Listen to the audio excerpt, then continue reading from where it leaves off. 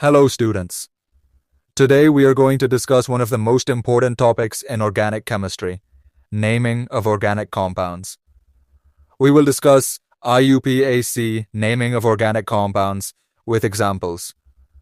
I will give you a short trick to name almost all kinds of aliphatic organic compounds. Watch this video till the end so that you can learn each and every concept clearly. Like and subscribe to the channel Chemistry Sport for more videos. Now let us start with our short trick. You have to remember these words: P plus WR plus PS plus SS. To memorize these words, remember this cricket sentence: power of pull shot and sweep shot, where first P stands for prefix, WR stands for word root, PS stands for primary suffix, SS stands for secondary suffix. Now we use this arrangement for naming any organic compound. How does this trick work? Let us take an example. This is an organic compound. If we look at it carefully, there is a side chain on the second carbon in the form of CH3. A side chain always acts as a prefix. Now look at the main chain below.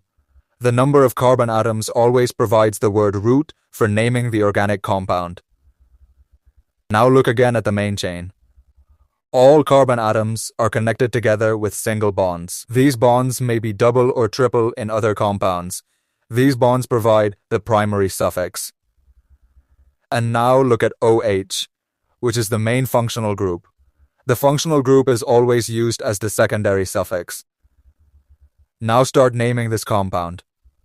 Following our trick, we start naming from the prefix. The prefix is methyl, and its position is on the second carbon.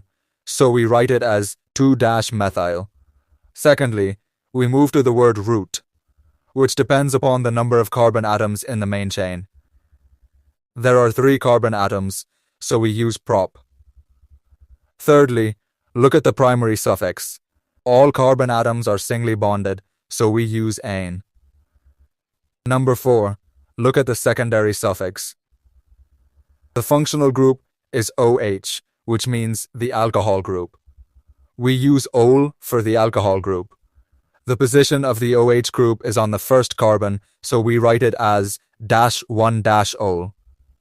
Important note, we do not write the E of ane while naming this compound. So now finally, the name of the compound becomes 2-methylpropan-1-ol. Common prefixes are, prefixes show side chains. CH3 is methyl, C2H5 is ethyl, C3H7 is propyl, F is fluoro, Cl is chloro, Br is bromo, I is iodo, NO2 is nitro. Now let us discuss some common word roots. Word roots show the number of carbon atoms in the longest chain. If there is 1 carbon atom, we use meth. If there are 2 carbon atoms, we use eth. If there are 3 carbon atoms, we use prop. If there are 4 carbon atoms, we use but. If there are 5 carbon atoms, we use pent. If there are 6 carbon atoms, we use hex. If there are 7 carbon atoms, we use hept. If there are 8 carbon atoms, we use oct. If there are 9 carbon atoms, we use non. If there are 10 carbon atoms, we use dec. Now let us look at some commonly used primary suffixes. Primary suffixes show the type of carbon-carbon bond. If there is a single bond between carbon atoms, we use ane as the suffix. If there is a double bond between carbon atoms, we use ane as the suffix. If there is a triple bond between carbon atoms, we use wine as the suffix. Now let us discuss secondary suffixes. Secondary suffixes show the functional group. Some common secondary suffixes are: alcohol group OH uses the suffix ol. Aldehyde group CHO uses the suffix al. Ketone group CO uses the suffix 1. Carboxylic acid group COOH uses the suffix oic acid. Ester group COO uses the suffix ot. Amide group NH2 uses the suffix amine. Amide group CONH2 uses the suffix amide. Nitro group NO2 uses the prefix nitro. Now we will take some examples. Look at this compound. Use the trick P plus WR plus PS plus SS. First of all, find the prefix. Is there any prefix in this structure?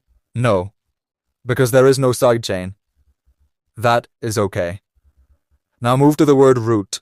There are 4 carbon atoms in the main chain, so the word root becomes but. Now move forward. What should be the primary suffix? All carbon atoms are singly bonded in the main chain, so we use ane as the primary suffix. Now again, move to the secondary suffix. Is there any secondary suffix? I mean, is there any functional group? No, there is no functional group. So, we stop here. The final systematic name of this compound is butane. Now let us take another example. Look at this compound. There is a little confusion in numbering the carbon atoms. Should we start numbering from the left carbon or the right carbon? According to IUPAC rules, we should start numbering from the end where the double bond gets the lower position. If we start from the left side, the double bond gets the first carbon. If we start from the right side, the double bond gets the second carbon. So we start numbering from the left side. 1, 2, 3. Now use the golden trick again. P plus WR plus PS plus SS. Is there any prefix? No side chain is present. So there is no prefix. Move to the word root. How many carbon atoms are there in the main chain? There are 3 carbon atoms, so the word root becomes prop. Now move to the primary suffix. There is a double bond between carbon 1 and carbon 2. So we use the primary suffix ene. Also mention the position of the double bond, which is 1. So we write it as 1-ene. Now the systematic name of the compound becomes prop 1-ene. Now look at this example. Use the trick P plus WR plus PS plus SS.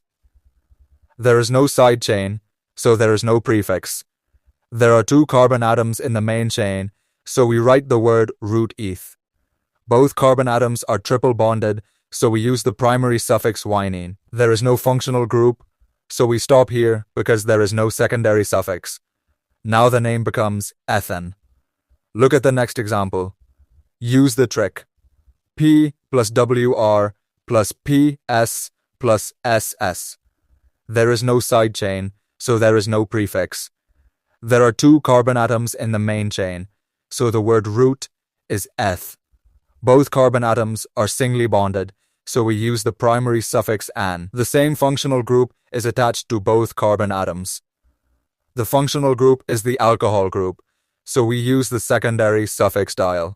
There are 2 OH groups on carbon 1 and carbon 2, so we write 1,2 diol. Important note, we do not write the E of ane. Now the final systematic name becomes ethane 1,2 diol. Now look at this example. Again, there is confusion in numbering the carbon chain. Should we start numbering from the left carbon to which iodine is attached, or should we start numbering from the carbon of the aldehyde group? According to IUPAC rules, the aldehyde group gets higher priority than the halide group. So we start numbering from the aldehyde group. After numbering the carbon atoms, we use our short trick, P plus WR plus PS plus SS. Is there any side chain? Yes. Iodine is present on carbon 4, so we write the prefix 4-iodo. The total number of carbon atoms in the main chain is 4, so the word root becomes but. All carbon atoms are singly bonded, so we use the primary suffix -ane. Now look at the functional group, which is CHO, meaning the aldehyde group. For the aldehyde group, we use the suffix -al. Important note, for aldehydes, we usually do not write the position number because the aldehyde carbon is always carbon number 1. So the final systematic name of the compound becomes 4-iodobutanol.